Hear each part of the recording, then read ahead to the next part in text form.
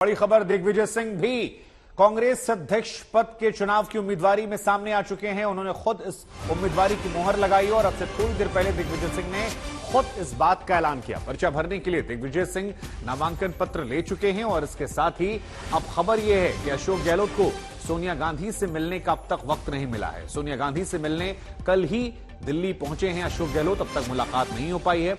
गहलोत कांग्रेस अध्यक्ष पद के प्रबल उम्मीदवार बताए जा रहे थे, लेकिन जो कुछ घटनाक्रम हुआ उसके बाद उनकी उम्मीदवारी पर सस्पेंस है। इधर दिग्विजय सिंह ने क्या कुछ कहा, हम आपको सुनाते हैं। चलिए,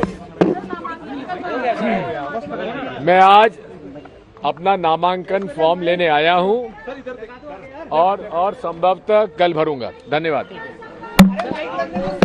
चलिए, मैं आज अपना नामांकन फॉर्म लेने आया हूं और संभवतः कल भरूंगा। धन्यवाद। तो दिग्विजय सिंह अपना नामांकन पत्र ले चुके हैं और कल फॉर्म भरने की बात कह रहे हैं, यानी उम्मीदवारी दिग्विजय सिंह की पक्की हो गई। अब अगर दिग्विजय सिंह उम्मीदवारी कर रहे हैं तो फिर कंपटीशन जो है वो बढ़ जाता है। सवाल यह है कि इसके बाद क्या होगा। क्या अशोक गहलोत की उम्मीदवारी को लेकर गंभीर सवाल खड़े हो गए हैं। क्या अशोक गहलोत अभी भी पर्चा लेंगे, क्योंकि आपको बता दें अशोक गहलोत ने अब तक पर्चा नहीं लिया है और सोनिया गांधी से मुलाकात का वक्त मांग रहे हैं। शुरुआत में वो अकेले प्रबल दावेदार थे, उनके साथी जो दावेदार थे उनकी दावेदारी उतनी ज्यादा मजबूत नहीं नजर आ रही थी, लेकिन अब जैसे जैसे घटनाक्रम आगे बढ़ा, उनकी राजस्थान की सीएम पद की कुर्सी और साथ में कांग्रेस अध्यक्ष पद की दावेदारी, दोनों को लेकर संशय बरकरार है। उनके गुट का क्या होगा, यह भी अपने आप में एक बड़ा सवाल है। तो कांग्रेस अध्यक्ष का चुनाव वो लड़ेंगे और कल पर्चा भरेंगे दिग्विजय सिंह। ये बड़ी खबर, बड़ी जानकारी हम आपको दे रहे हैं। दिग्विजय सिंह ने अब से थोड़ी देर पहले मीडिया से बातचीत की और इस बातचीत में खुद ही इस बात का ऐलान किया है कि ऐसी ऐसी चीजें होने वाली हैं। मैं आज नामांकन पत्र लेने आया हूं, कल मैं उनसे भरूंगा और कल पर्चा भर दिया जाएगा। इधर बार बार आपको बता रहे हैं कि 10 जनपद पर मुलाकातों का दौर जो है, बैठकों का दौर जो है वो लगातार जारी है, लेकिन हैरानी और बड़ी बात यह है कि अशोक गहलोत जो कि कल ही पहुंच गए थे, वो अब तक मुलाकात नहीं कर पाए हैं सोनिया गांधी से। ये मुलाकात क्यों नहीं हुई है, क्या अशोक गहलोत को कोई संदेश दिया जा रहा है, इसके भी कई मायने निकाले जा रहे हैं। लेकिन फिलहाल ये तस्वीर हम आपको दिखा रहे हैं। ये तस्वीर देखिए आप, दिग्विजय सिंह यहां पर्चा लेने के लिए आए हैं और कांग्रेस अध्यक्ष पद के नामांकन को लेकर जो पर्चा है उसे लेने दिग्विजय सिंह पहुंचे। तो इस वक्त की ये बड़ी खबर आपको दिखा रहे हैं। कांग्रेस अध्यक्ष पद पर हलचल जो है वो काफी ज्यादा तेज हो गई है और यहां पर पर्चा लेने के लिए दिग्विजय सिंह पहुंचे हैं। दिग्विजय सिंह की उम्मीदवारी जो है अब पक्की मानी जा रही है, नामांकन पक्का माना जा रहा है और यही वजह है। देखिए, इस वक्त ये लाइव तस्वीरें हम आपको आज तक पर दिखा रहे हैं कांग्रेस मुख्यालय दिल्ली से, जहां पर दिग्विजय सिंह नामांकन का पर्चा लेने के लिए पहुंचे हैं। दिग्विजय सिंह ने अब से थोड़ी देर पहले अपनी उम्मीदवारी का ऐलान किया था, कहा था आज पर्चा लूंगा, कल नामांकन दाखिल करूंगा और अब इस वक्त ये लाइव तस्वीरें हम आपको दिखा रहे हैं। राहुल गौतम हमारे संवाददाता हमारे साथ जुड़ रहे हैं इस खबर पर। राहुल, दिग्विजय सिंह कांग्रेस मुख्यालय दिल्ली में पर्चा लेते हुए इस खबर के मायने क्या निकाले जाएं, कितना बड़ा संदेश और संकेत? देखिए, आप इसको ऐसे कह सकते हैं कि ये प्लान बी है आला कमान का, क्योंकि जब तक इशारा नहीं किया गया होगा, आप मान के चलिए कि दिग्विजय सिंह क्योंकि उनसे मिलने के लिए भी पहुंचे थे, आपको ध्यान होगा चिदम्बरम साहब, तो आप ये मान के चलिए कि एक प्रेशर टैक्टिक की तरह इसको देखा जा सकता है कि अशोक गहलोत पर प्रेशर बनाने की कोशिश कर रहा है आला कमान की आप जिस तरीके का बात हुई थी हम दोनों के बीच में कि आप मुख्यमंत्री पद का जो दावा है उसको छोड़ दीजिए और आप दिल्ली में आकर अध्यक्ष पद संभालिए, उसको लेकर क्योंकि अब सब कुछ खटास में पड़ गया है, तो ऐसे में एक प्रेशर टैक्टिक के तौर पे आप इसको देख सकते हैं। लेकिन एक बात ये बिल्कुल तय है, जैसे आप जानते हैं कि गांधी परिवार शुरू से ये कहता रहा है कि ये बिल्कुल फ्री एंड फेयर इलेक्शन है, हमारा कोई ऑफिशियल कैंडिडेट नहीं है, हम किसी को बैक नहीं कर रहे हैं, जिसको दाखिल करना है नॉमिनेशन वो दाखिल कर सकता है। कल दिग्विजय सिंह ने ये कहा था कि मैं पर्चा दाखिल करूंगा। आज वो यहाँ पर पर्चा लेते तस्वीरें आ रही हैं, क्या वाकई में सब कुछ फ्री एंड फेयर है?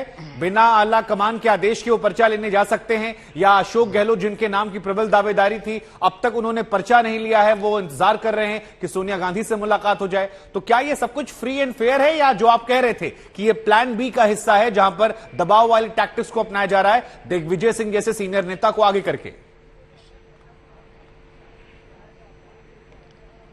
देखिए, इतना सीनियर व्यक्ति जाहिर है कि जब तक उनको कोई इशारा नहीं किया गया होगा तब तक वो पर्चा दाखिल नहीं कर सकते।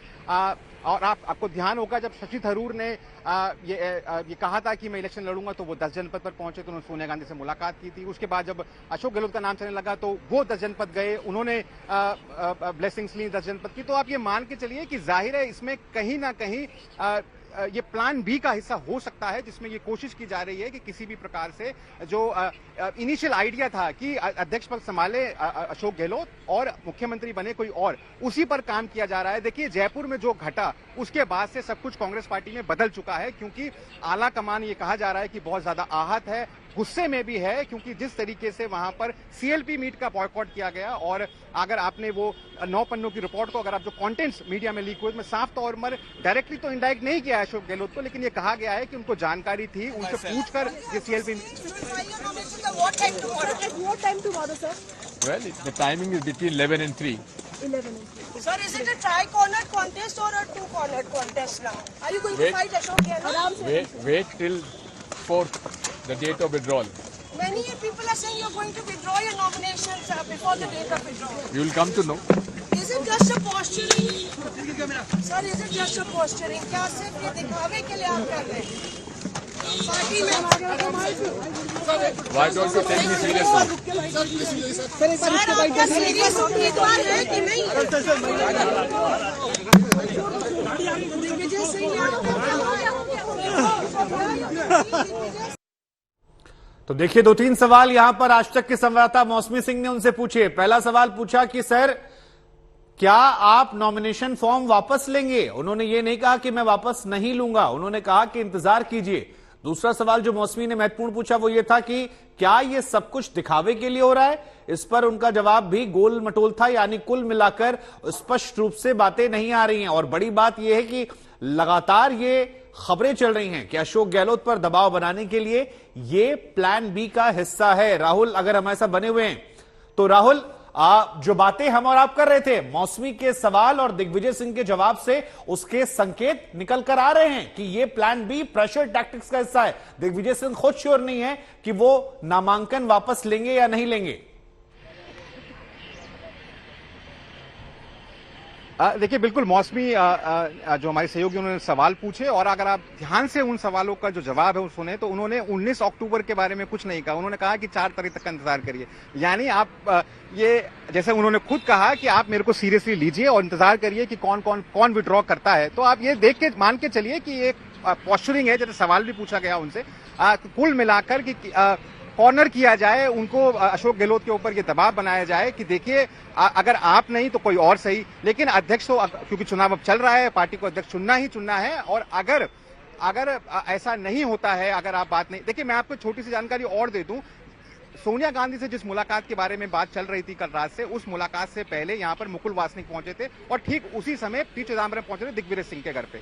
मुकुल वासनिक यहां से निकलते हैं, चिदम्बरम साहब वहां से निकलते हैं दिग्विजय सिंह के घर से, और उसके बाद दिग्विजय सिंह पहुंच जाते हैं एआईसीसी दफ्तर। तो अगर आप इन कड़ियों को जोड़े तो कुल मिलाकर यह है कि सब कुछ अभी भी रिजॉल्व नहीं हुआ है नेहरू गांधी परिवार के बीच में और अशोक गहलोत के बीच में, और इसीलिए अब एक तीसरे प्लेयर की एंट्री हुई है दिग्विजय सिंह की। बड़े नेता हैं, दशकों की उनकी राजनीति का उनको अनुभव है, और एक वो सीनियर लीडर है। जाहिर है अगर वो आते हैं तो इस उनकी एंट्री से कोई भी व्यक्ति असहज होगा, ना सिर्फ अशोक गहलोत असहज होंगे। और ये सवाल उठेगा कि शायद यहाँ मूवमेंट है। मैं चाहूंगा एक बार आपको दिखाऊं कि यहाँ पे तस्वीरें किस तरीके से हैं। गाड़ी यहाँ पर तकरीबन 1.5 घंटे से लगी हुई है अशोक गहलोत साहब की।